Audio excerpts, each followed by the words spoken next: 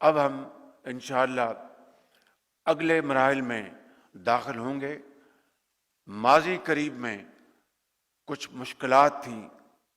کچھ خود پیدا کردہ مشکلات ہم نے کی، جس سے کہ سی پیک میں وہ تعطل کا شکار ہو گیا۔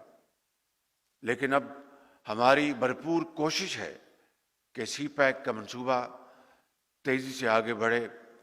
ML1 جو ریلوے کا منصوبہ ہے پشاور سے لے کے کراچی تک، جس سے کہ ہماری جو ریل ٹرانسپورٹ ہے اس میں ایک انقلاب آئے گا۔ اسی طریقے سے سی پیک کے تحت انڈسٹریل زونز بننے تھے جو تعطل کا شکار ہو گئے، لیکن مجھے پوری امید ہے انشاءاللہ کہ ہمارے جو باہمی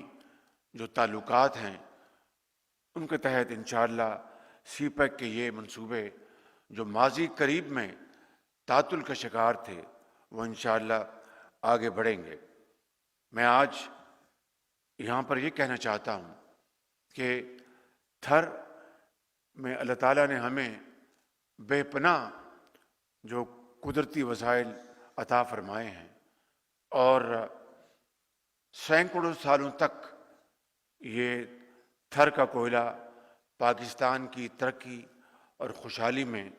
اپنا بھرپور کردار ادا کر سکتا ہے۔ اس کی بنیاد پر ہمیں بجلی کے منصوبے لگانا ہوں گے، اور جس طرح میں نے کہا کہ شمسی توانائی سے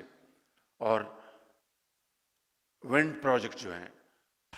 جو پن بجلی کے منصوبے جو ہیں، یہ ہیں جس سے کہ پاکستان کی ترقی اور خوشحالی آگے بڑھے گی،